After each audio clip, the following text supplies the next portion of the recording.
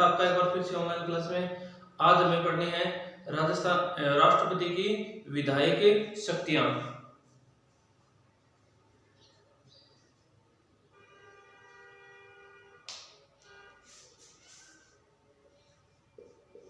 राष्ट्रपति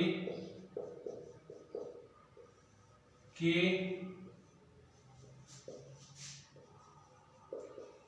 विधायी शक्तियां।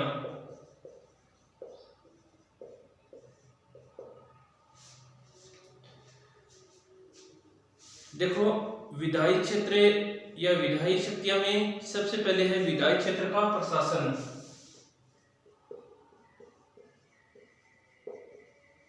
विधायी क्षेत्र का प्रशासन। विधायी क्षेत्र के जो है इसमें संसद के अधिवेशन बुलाता है। इसके संसद के अधिवेशन बुलाता है, ठीक है, अधिवेशन को बुलाता है।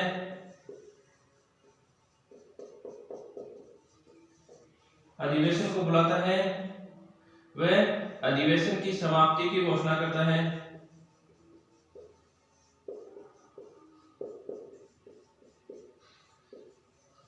समाप्ति की घोषणा करता है, ठीक है, समाप्ति की घोषणा करता है। अगला है प्रधानमंत्री की सिफारिश पर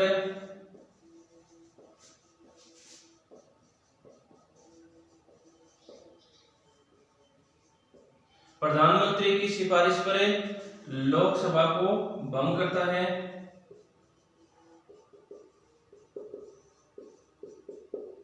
लोकसभा को भंग करता है। 9 बार लोकसभा भंग हो चुकी है। कितनी बार हो चुकी है?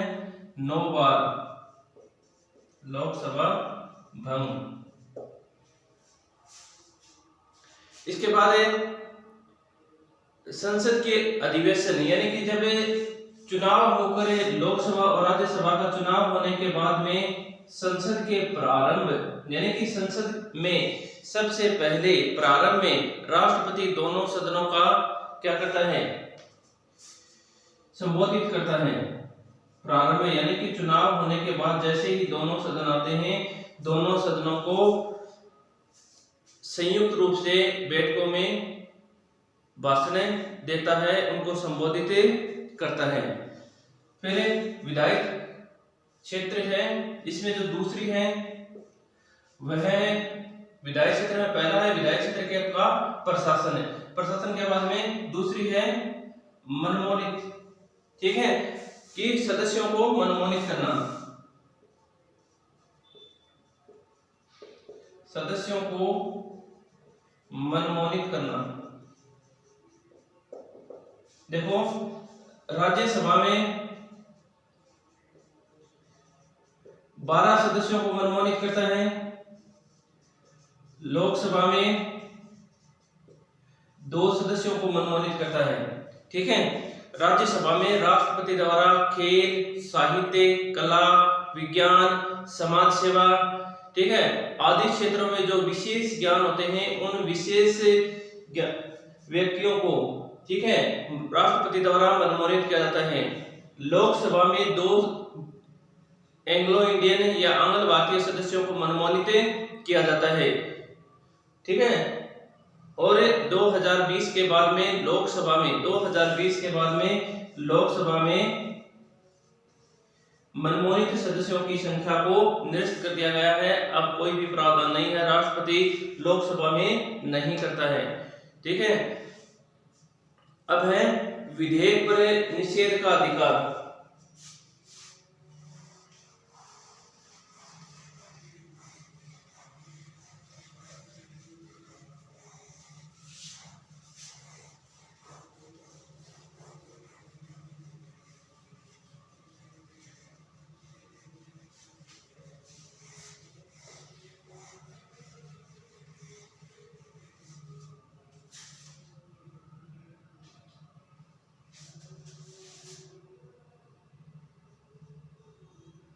2 नंबर था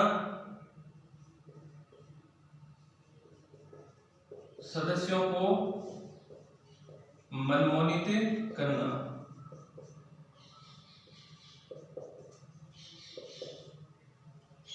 3 नंबर है, 3 नंबर रहेगा कि विधेयक पर निषेध का अधिकार, विधेयक पर निषेध अधिकार, ठीक है, का प्रयोग।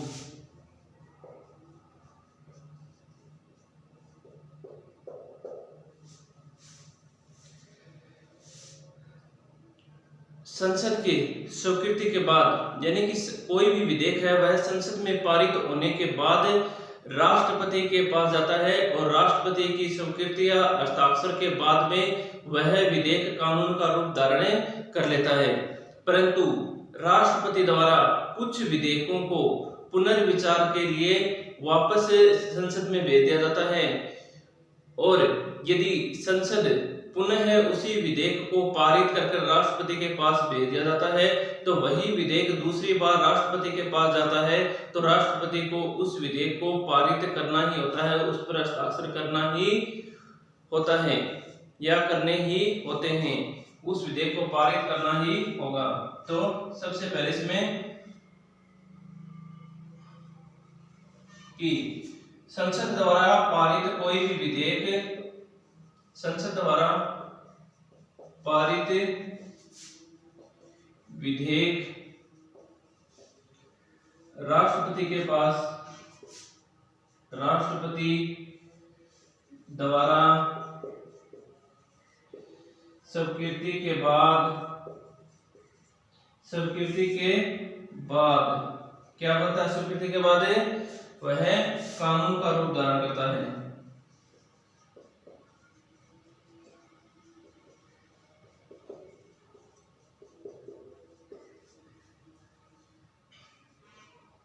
दूसरा है कुछ विधेयकों को, कुछ विधेयकों को राष्ट्रपति पुनः विचार के लिए भेजता है।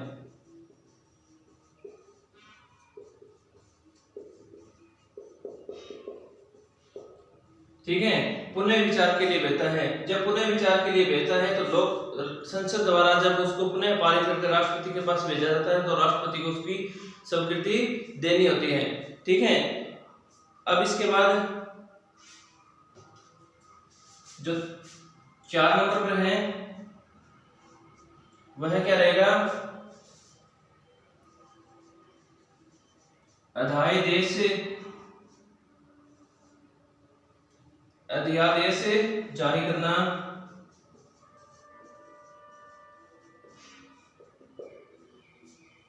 जब संसद के अधिवेशन, ठीक है, इसके अंदर जब संसद का अधिवेशन समय पर नहीं होता है तो राष्ट्रपति द्वारा अध्यादेश जारी किया जाता है। इसके अंदर वह संसद की आदेश देता है कि संसद की जो अधिवेशन है वह समय पर हो।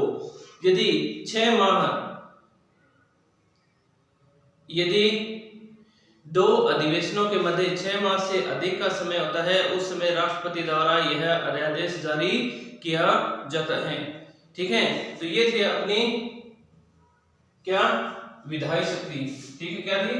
विधायी शक्ति। सबसे पहले विधायी क्षेत्र में प्रशासन संबंधी, तो प्रशासन में संयुक्त बुलाता है, अधिवेशन को बुलाता है, संबोधित करता है। प्रारंभ में संसद के दोनों सदनों को संयुक्त रूप से भाषण देता है। ठीक है, उनको संबोधित करता है। प्रधानमंत्री की परामर्श पर, ठीक है, प्रधानमंत्री के परामर्श पर राष्ट्रपति लोकसभा को भंग कर सकता है, ऐसा 9 बार हो चुका है। दूसरा है सदस्यों को मनमोनित करना। सदस्यों को मनमोनित करने में राज्यसभा से 12 सदस्यों को मनमोनित किया जाता है और लोकसभा से 2 सदस्यों को मनमोनित किया जाता है। विधेयक निषेध अधिकार का प्रयोग, जब कोई भी विधेयक संसद में पारित होने के बाद राष्ट्रपति की स्वीकृति के बाद में वह कानून का रूप धारण करता है, परंतु राष्ट्रपति कुछ विधेयकों को पुनर्विचार के लिए संसद में भेजता है।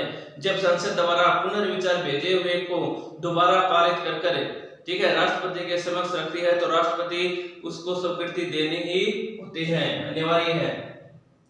फिर है अध्यादेश जारी करना। जब संसद के अधिवेशन में 6 माह से अधिक का समय हो जाता है तो राष्ट्रपति द्वारा यह आदेश जारी किया जाता है। ठीक है, तो ये थी अपनी किसकी, राष्ट्रपति के विधायी शक्तियां। अब हमें पढ़नी है राष्ट्रपति की कौन सी शक्तियां,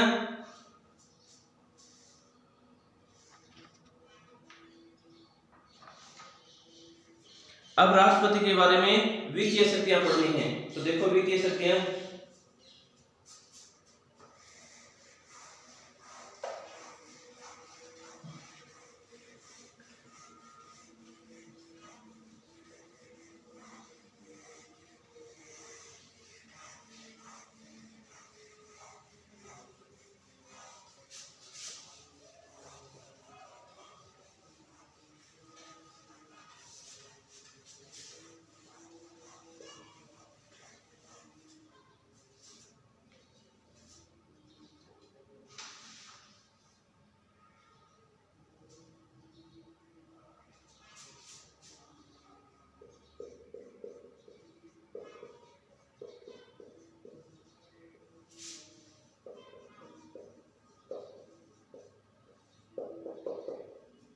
वित्तीय शक्तियों में राष्ट्रपति प्रतिवर्ष, ठीक है, राष्ट्रपति प्रतिवर्ष संसद के समक्ष यानी लोकसभा राज्यसभा के समक्ष सरकार द्वारा बजट को प्रस्तुत करवाया जाता है या बजट को रखवाया जाता है।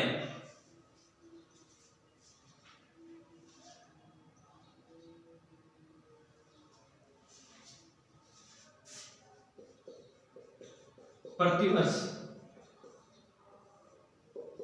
ठीक है, संसद के समक्ष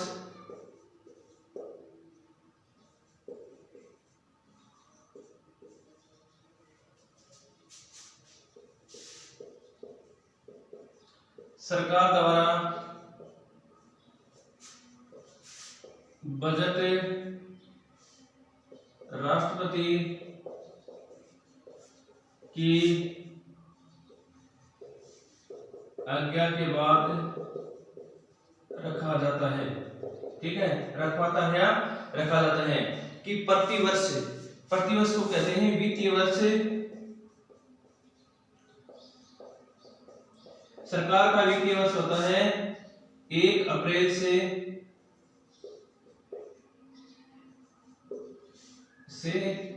31 मार्च, इसे वित्त वर्ष कहा जाता है। ठीक है, इसे वित्त वर्ष कहा जाता है 1 अप्रैल से 31 मार्च तक। सरकार द्वारा आय व्यय का पूरा ब्यौरा, ठीक है, संसद के समक्ष रखा जाता है। संसद में लोकसभा, ठीक है, संसद में लोकसभा की, संसद में लोकसभा द्वारा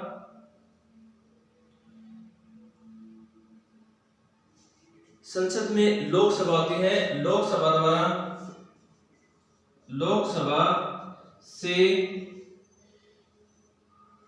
ना तो कोई अनुदान मांग सकता है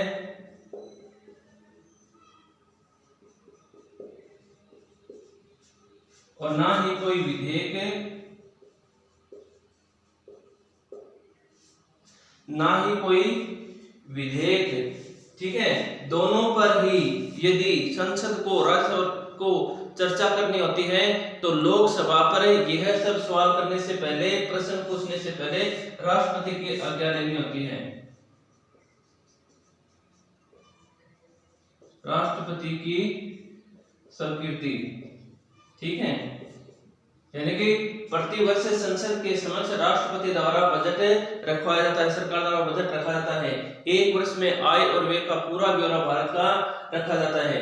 वित्त वर्ष 1 अप्रैल से 31 मार्च का बीच का जो समय होता है उसे वित्त वर्ष कहा जाता है। लोकसभा से ना ही तो कोई अनुदान मांग सकता है, ना ही कोई विधेयक पर चर्चा कर सकता है। यदि उन पर चर्चा करनी है तो उससे पहले राष्ट्रपति की स्वीकृति लेना आवश्यक है। तो ये था वित्तीय शक्तियां। अब आती है न्यायिक शक्तियां।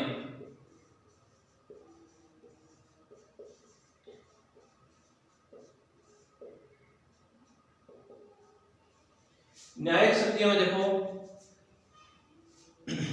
राष्ट्रपति संविधान का प्रमुख होने के कारण, ठीक है, प्रमुख होने के कारण क्या करता है कि इसकी वास्तविक शक्तियों का प्रयोग करता है। यानी कि न्यायपालिका की जो न्यायपालिका होती है, न्यायपालिका के न्यायाधीश, जो मुख्य न्यायाधीश होती है, न्यायाधीश होता है, उसकी क्या करता है, नियुक्ति करता है। ठीक है, नियुक्ति किसके द्वारा की जाती है, राष्ट्रपति द्वारा। ठीक है, तो दूसरा देश में जो उच्चतम न्यायालय होता है,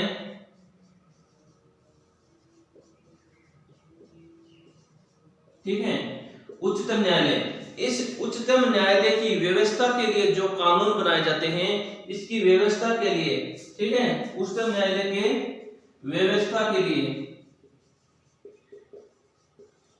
व्यवस्था के लिए जो कानून नियम बनाए जाते हैं, उन संबंध में राष्ट्रपति की स्वीकृति लेना आवश्यक है। ठीक है, तो राष्ट्रपति की स्वीकृति लेना आवश्यक है। दूसरा आता है कि न्यायालय द्वारा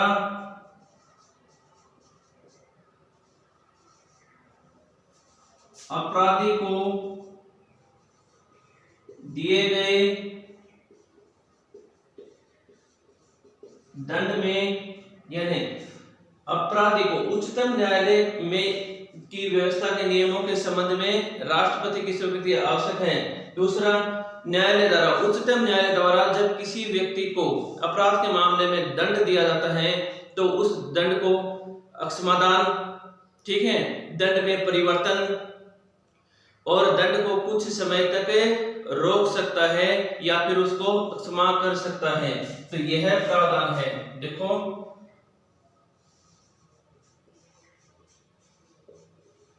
अक्षमादान, परिवर्तन और रोक सकता है, दंड को कुछ समय तक रोक सकता है।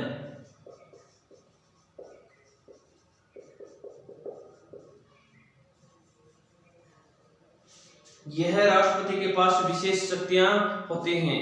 ठीक है, तो जो राष्ट्रपति है प्रतिवर्ष बजट रखवाता है,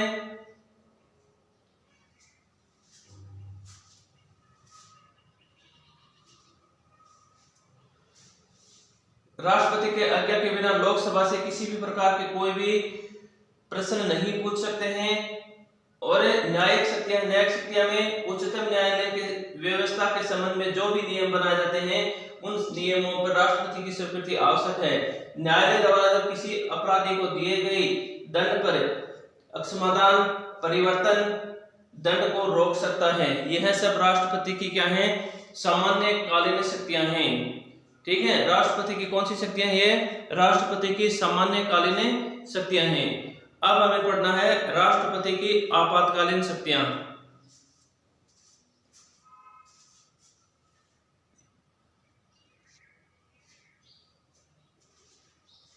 राष्ट्रपति की आपातकालीन शक्तियां,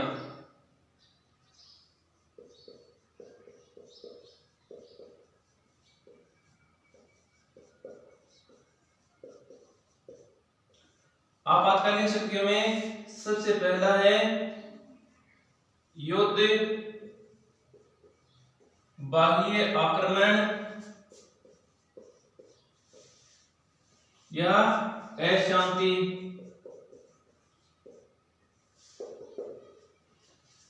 अनुच्छेद 356, 352।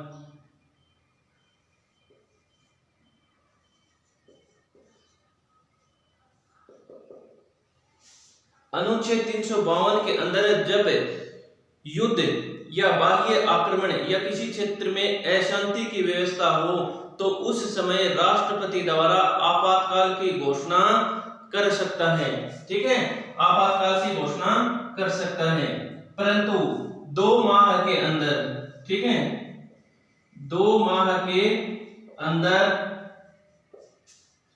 2 माह के अंदर संसद की स्वीकृति लेनी होती है। इसकी संसद की स्वीकृति संसद के दोनों सदनों द्वारा संयुक्त रूप से या फिर अलग अलग, ठीक है, संयुक्त रूप से या फिर अलग अलग, ठीक है, कि पारित कर दिया जाता है। तो पारित होने के बाद या स्वीकृति के बाद में आपातकाल 6 माह तक लागू रहता है, 6 माह तक लागू रहता है। यदि एक बार संसद द्वारा स्वीकृति के बाद, ठीक है, 6 माह तक आपातकाल लागू रहता है। यदि आपातकाल को बढ़ाना है 6 माह से अधिक, 6 माह से अधिक रखना है, तो 6 माह पूर्ण होने से पहले संसद द्वारा पुनः पारित किया जाता है, ठीक है, संसद द्वारा पुनः पारित किया जाता है। परंतु 44वें संविधान संशोधन, ठीक है, 44वें संविधान संशोधन द्वारा, जो 44वां संविधान संशोधन है, इसके द्वारा युद्ध, बाह्य आक्रमण, ठीक है, युद्ध या बाह्य आक्रमण के समय राष्ट्रपति द्वारा आपातकाल की घोषणा कर सकता है और 1 माह में संसद की स्वीकृति लेनी होती है। कितने में? 1 माह में, ठीक है, 1 माह में संसद की स्वीकृति लेनी होती है।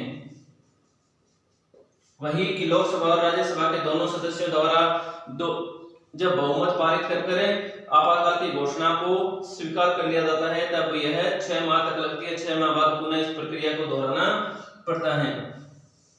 इस संविधान संशोधन में एक परिवर्तन किया गया है कि अशांति के समय,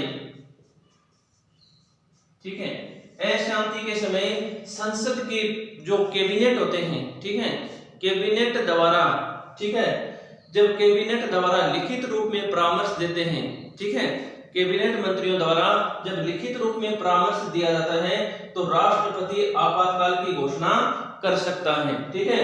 जो ऊपर बाह्य आक्रमण ये हो रहे हैं उस समय तो राष्ट्रपति को कैबिनेट के लिखने की आवश्यकता नहीं होती है, परंतु जब राज्य में अशांति की व्यवस्था हो उस समय कैबिनेट द्वारा लिखित रूप में परामर्श देता है, तब ही राष्ट्रपति आपातकाल की घोषणा करता है और 1 माह के अंदर संसद की स्वीकृति आवश्यक है, ठीक है।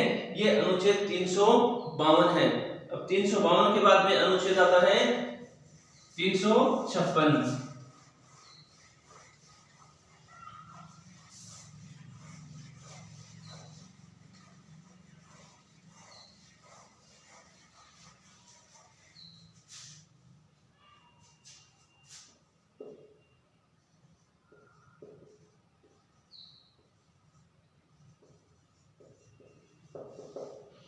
अनुच्छेद 356 में, ठीक है,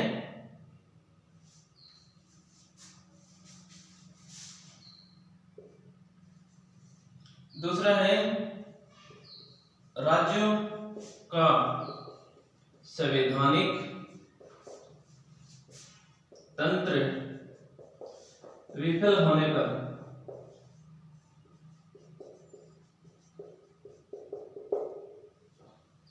अनुच्छेद 356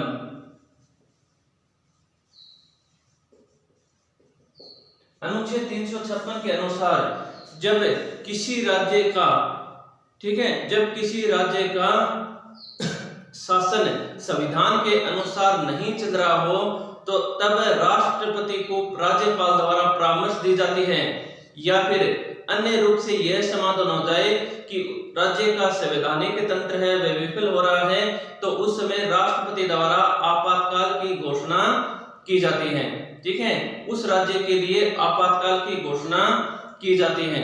तो यह अनुच्छेद 356 के अनुसार किसी राज्य में अशांति या फिर संविधान के अनुसार जब शासन नहीं चल रहा होता है तो उस समय राष्ट्रपति द्वारा आपातकाल की घोषणा की जाती है। 3 नंबर है वित्तीय संकट की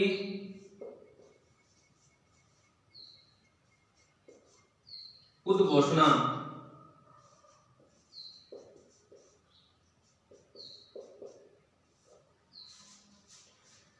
जब राष्ट्रपति को यह अनुभव हो जाए या फिर यह समाधान हो जाए, यह आकांक्षा हो जाए कि भारत का, ठीक है, जो भारत का है यह शासन है, यह किसके अनुरूप नहीं, जो वित्तीय संकट है यह संकट आने वाला है, भारत की जो वित्तीय शाखा है वह खतरे में है, तो उस समय राष्ट्रपति द्वारा आपातकाल की घोषणा कर सकता है। ठीक है, और संसद द्वारा, ठीक है, संसद द्वारा 1 माह के अंदर संसद द्वारा स्वीकृत कर करे जब पारित किया जाता है तो यह वित्तीय संकट है यह 6 माह के लिए लागू होता है। यदि 6 माह से अधिक बढ़ाना है तो संसद द्वारा 6 माह पर लगातार इसको परिवर्तन यानी संसद द्वारा स्वीकृति प्रदान करनी होती है।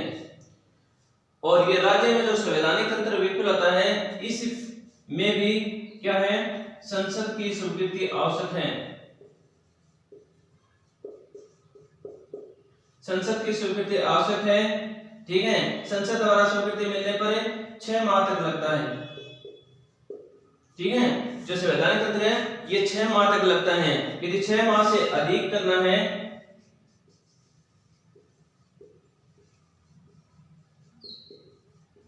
तो संसद को पुनः स्वीकृत करना होगा, संसद को पुनः बहुमत के साथ पारित करना होगा कि आपातकाल की है वह उस राज्य के लिए आगे बढ़ाना है।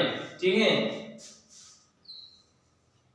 किसी भी राज्य में 3 वर्ष से अधिक आपातकाल की घोषणा नहीं हो सकती है।